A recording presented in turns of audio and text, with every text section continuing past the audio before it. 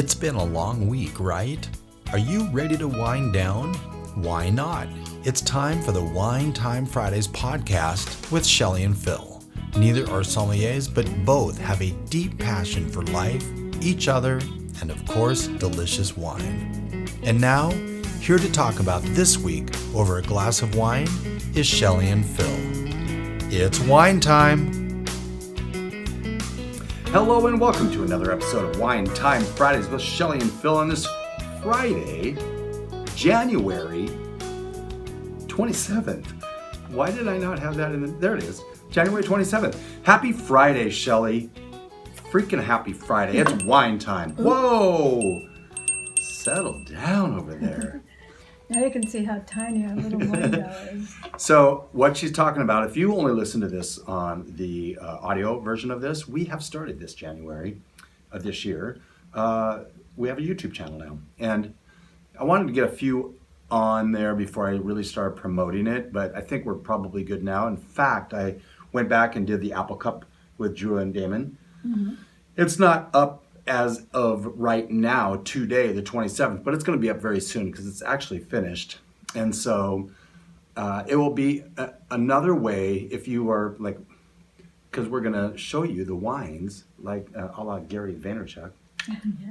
We need to do this every time we... I mean, you can't go right up to the camera. No, because we don't have a Zoom. Well, I don't think so. We're not that high tech or sophisticated. Before we pour this, because this is going to be 2 years ago, oh boy, everything's coming out and it's not making sense. We're going to revisit Furmint Day and having it in Furmint. Now, we've had this before. Is it Furmint Day today? No, it is Furmint Day on February 1. Sometime next week. I can't think of the day right now without looking. I can pull out my phone. Probably Wednesday. Wednesday. So what's really interesting is when I do these podcasts, I will edit the audio. I want it to sound, decent. Pull out any long. Well, if we do a whole bunch of ums, I'll pull those out. But like when we sniff the wine, I pull a lot of that out just because it could just be really boring. On the video, I'm not pulling out hardly anything. That's hard to do. Well, it just takes a lot of time. Yeah, it just takes a lot of time. So on the video, on our YouTube channel, you're going to see a little bit more behind the scenes because I'm going to take a couple clips and throw it on the back end. Or I might not take anything at all out. And so you will kind of, it's raw and real. Okay. Hashtag raw and real. Anyway. Hashtag 100% human contact. Thank you, Mark Schaefer. Mm-hmm. Yes, we can tag Mark Schaefer now. Yeah. Anyway. We have 2 bits of sad news and 1 bit of happy news. And 2 bits of sad news? Yeah. So whenever like you want to tell someone... you have to make a sandwich. Yeah, but this is a backwards sandwich because normally you want to put the sandwich, you have good, bad, good. You start with good, throw the real reason you're having the conversation in the middle, and then end up with good, right? Mm-hmm. We're doing it the other way. That's not a good idea. Well, it's what we have to work with. So our good friend, Matt Sparkman, has been in the hospital for, 3 weeks now? Over 3 weeks. Yep, and I texted him Tuesday this week just to kind of check in with him, and he said he doesn't know when he's coming out, probably a couple weeks still, but things are looking better. I don't want to get into all the personal aspect of this, but we should probably say why he's there. Okay. He has acute leukemia. Okay. And it all just came out of the blue, and symptoms weren't, it was just a weird thing. So he went in and is dealing with it. He's kind of irritated with all the hookups, and I'm like, yeah, I know exactly what you're talking about. I remember that when I was in ICU. All those hookups and everything, not fun. So Matt, that's one bad news. The other bad news on the other end is you will not hear Izzy breathing any longer. No, but it's just not breathing any longer. Thank you for that, really stating the obvious. Yes, we had to put Izzy asleep a couple weeks ago today. And so that's super sad. She was old, super sad. just didn't know what was going on, and we felt it was really time. And so, you know what? I know I can go back and listen to some episodes of this, and I'll still hear her. I'll hear her walking around with a little dangly thing and stuff like that. So that's kind of fun. The good news in the middle. Well, it's not in the middle at all. Yeah, well, It's no, on the so end. That's all right. I started with bad and I ended with bad in the middle. Okay, whatever. Matt's doing a lot better. Okay. And yeah, so he's got some tests coming back that are now, I guess, negative, right? Negative's a good thing? I think. Okay. Depending on which test Well, it is. yeah, so the signs have gone away and all of that stuff. So Matt, we are on your side. We are praying for you and can't wait. In fact, I even said that. Can't wait till we can sit down and have a glass of wine with him. And he emphasized that. You know, the two exclamation points. Oh, yes. So anyway, we are thinking about you and are on your side. So now we've got all that sad stuff out of the way. We're going to open a 2020 Furmint. Mm-hmm. That is the grape, Shelley, is Furmint. That is the grape, yep. Yeah. And so I'm going to do this. This is it. Can you pronounce this, by the way? Paijzos Tokaj Ferment? Close? Paijzos, Tokaj Furmint. Yeah. Tokaj like Hawkeye Pierce. Like in Hawkeye Welsh. Pierce. And so we're putting this, because we tend to, We're putting this in Andrea Robinson's. red wine, the one red wine glass. Yep, because we almost have 95% of the wines we drink in this house are in this. Well, that's not true. You know, depending on the season, sometimes we'll have the fun glasses. Mm-hmm. But if Yes, we're, okay. well, you know, like the floral or the Christmas ones or the fall ones with the dogs. Yeah. So these are red wine glasses, the one red wine glasses, and they're a little bit bigger. I'm going to, oh, wow. I'm going to hold this up so you can see the difference. For those of you watching the video, the white one on the right is a little bit smaller than the one on the left. But we just really like these. And so that's what we do. So, That is what we do. how's it smell? Pretty good. Excellent. To health. To health. We can say that. To health, wealth, abundance, gratitude, romance. And peace on it. That's right. Ooh.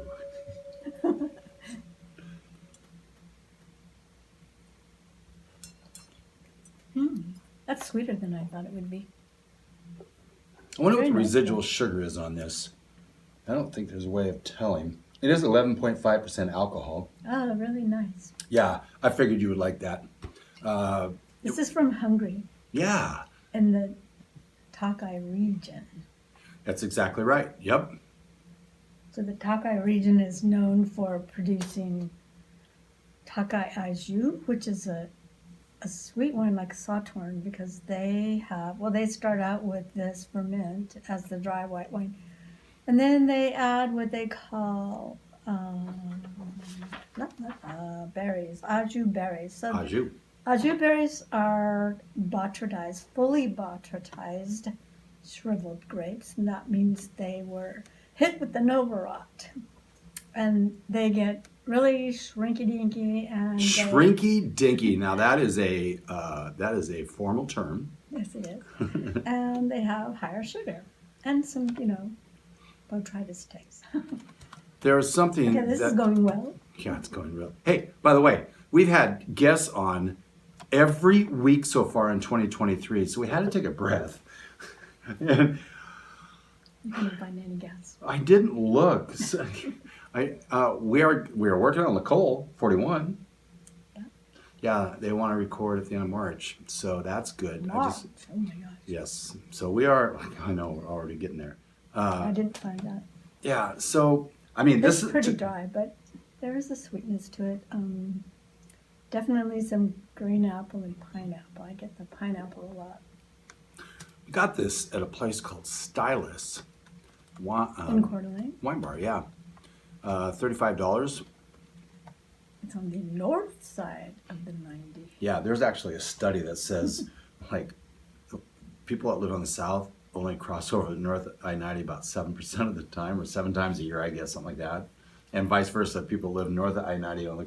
Shelley and I probably cross over I-90 Twice a day, maybe. almost, well, at least probably 5 times a week. I mean, it's just interesting. But so Stylus is a wine and music bar. And It's they have so vinyl. cool. They have vinyl records in there. So I got this on Wednesday of this week, and they had, while I was there, he was playing Ray Charles, and then he changed over and played Nancy Wilson. 2 very big jazz artists. And it's really cool. So Shelley, we need to go there. Mm-hmm. We did. But we can't go there tonight because we're having steak. Maybe tomorrow after Rotary. I mean, maybe yesterday after Rotary. Sometimes I forget all these habits. Anyway, you were looking at the back of the label. Anything come out and show up? Just that they call it Chateau Paijzos. Yep. 2 years ago, episode 41, we did this exact wine, only it was a 2018. No, it's a 2020. Now it's a 2020, yep. So that's good. So next Wednesday is Ferment Day, and we have been tasting through a 2020 Ferment. So what food pairings would you Oh do man, with this? you know what?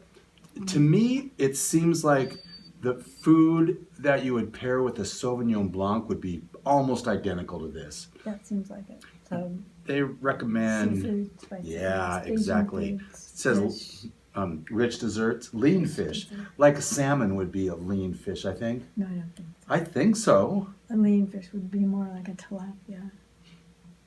I'm thinking lean is heavier or not as No. heavy? Oh, okay, gotcha. Huh. Lean is lighter. Okay. Salmon is a fatty fish. That's, okay, I was wrong. Hey, we have our Wine Time Fridays rating system. We could talk about this. Is it too early to do? No. We're only doing one wine this time. Only one wine, yep. I'm gonna put this at pretty damn good.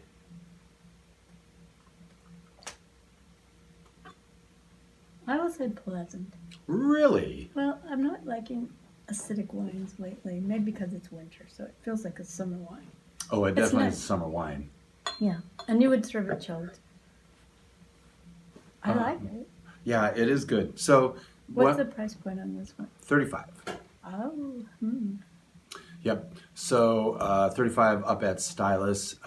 Again, you can always go to Fred Meyer, have Mark, if they don't keep this, have him order it and be 10% above cost. We had that one Long Shadows Merlot. I want to say it's not pedestal, but it was. Anyway, we replaced that. It's a $70 bottle of wine. And it cost us $50.52. that is nice. Yeah, That's a so- good savings. Now, we still recommend that you go and visit the Culinary Stone or go and visit Bottle Joy, as our sponsor is today, Bottle Joy. And Stylus. And Stylus, although we would like you to visit our sponsors first before Stylus. Oh, Studio 107. Studio 107, and of course, Coeur d'Alene Fresh. The ones that would probably be quick to get this turnaround would be Studio 107, Bottle Joy. Culinary Stone, probably. Coeur d'Alene Fresh, a little bit, because their hours aren't as long and a little bit more hit and miss. But any of those you can do, and they'll bring that in for you. And so this is one of those. This is good. I'm liking it. It's good. Yeah. So, the social web wine word of the week. Yes. And we do want to thank the social web because it's us, for one. Number two, we're really providing some great stuff for our inner circle. We have the masterclass that we've been talking about. It's only $27 a month. And I know No, that's not true. oh, how much is it? 37. $37 a month. Yeah. It's only $37 a month. Well, it used to be 67, so there you go. No, it was never 67. It was 27 for our new people. That was way at the beginning. Yeah, Then now it it's went up. 37. Okay.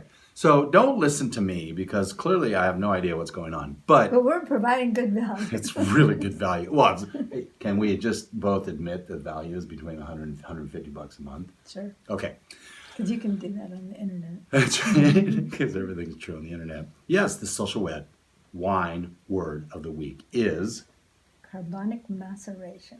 Nicely done. You looked at me and didn't even look at the notes to say that. That was awesome.